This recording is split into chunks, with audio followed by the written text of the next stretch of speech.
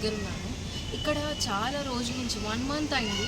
Drainage అలానే overflow అవుతుంది. First మీకు డ్రైనేజ్ ఇక్కడ ఎలా ఓవర్‌ఫ్లో అవుతుందనేది చూపిస్తాను ఫ్రెండ్స్, చూడండి.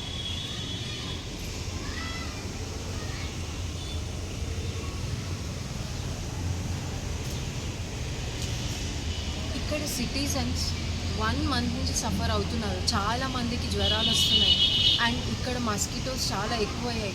ఈ డ్రైనేజ్ ఓవర్‌ఫ్లో కంప్లైంట్స్ ఎన్నిసార్లు ఇచ్చినా వాళ్ళకి జిహెచ్ఎంసీ యాప్లో కానీ లేకపోతే పర్సనల్గా వాళ్ళకి కాల్ చేసి మున్సిపల్ కార్పొరేషన్స్కి కానీ కాల్ చేస్తే వాళ్ళు కాల్ చేసి రెస్పాండ్ అవ్వట్లేదు. రెస్పాండ్ అయినా వాళ్ళ వెహికల్ అరైవ్డ్ అవ్వగానే జస్ట్ నార్మల్గా ఫ్లష్ చేసేసి డ్రైనేజ్ ఏం క్లీన్ చేయకుండా వెళ్ళిపోయి వాళ్ళ జిహెచ్ఎంసీ యాప్లో ప్రాబ్లం రిజాల్వ్డ్ అని పెడుతున్నారు. అది ఎంతవరకు కరెక్టో మీరే ఆలోచించండి. ఇలా మున్సిపల్ కార్పొరేషన్స్ వాళ్ళు ఇవన్నీ యాక్షన్ తీసుకుంటేనే చుట్టుపక్కల ఉన్న ఈ పీపుల్ అనేది సఫర్ అవ్వకుండా ఉంటారు. అలా సఫర్ అవ్వడానికి మెయిన్ రీజన్ ఈ డ్రైనేజ్ ఓవర్ఫ్లో. చూసారు కదా మీరు, ఇంతగానం డ్రైనేజ్ ఓవర్ఫ్లో అయింది. ఇక్కడ పట్టించుకునే వాళ్ళు ఎవరు ఉండరు. రీసెంట్లీ కొంతమంది 2-3 మెంబర్స్ కంప్లైంట్ రేజ్ చేశారు. బట్ ఆ రేజ్ చేసిన కంప్లైంట్ కూడా రిజాల్వ్డ్ అని పెట్టారు.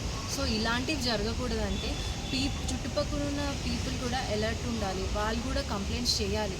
డైరెక్ట్ జిహెచ్ఎంసీ వాళ్ళు కూడా కొంచెం కన్సర్న్ తీసుకొని ఇక్కడ సిటిజన్స్కి ప్రాబ్లం అవ్వకుండా ఇది త్వరగా క్లీన్ చేస్తే బాగుంటుంది.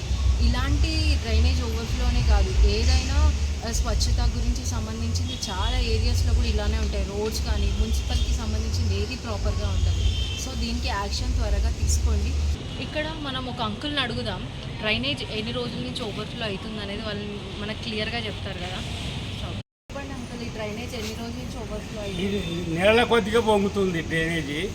వాళ్ళు పట్టించుకుంటే లేరు. నిన్న ఒక ఆయన వచ్చిండు, గెలికిండు, పోయి కంటే రోజు డ్రైనేజ్ వచ్చే ఇళ్ళలో పోవాలి. మళ్ళీ ఇక్కడ ఎవరు పట్టించుకుంటున్నారా? ఎవరు పట్టించుకుంటలేదు. Please watch my channel and subscribe. Thank you.